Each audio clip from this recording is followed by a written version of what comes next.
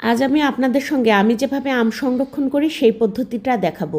বাজারে আসছে কিন্তু আমের সিজন, খুবই অল্প সময়ের মধ্যে বাজারে পাকা আম পাওয়া যাবে। আর ভরপুর যখন জ্যৈষ্ঠ মাসে আম নেমে যাবে তখন কিন্তু খুবই অল্প দামে বাজার থেকে আমরা আম সংগ্রহ করতে পারি।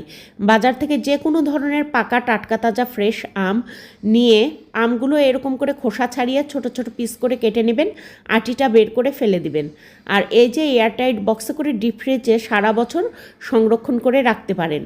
আম সংরক্ষণ করে রাখলে খেতে কিন্তু খুবই মজা হয়।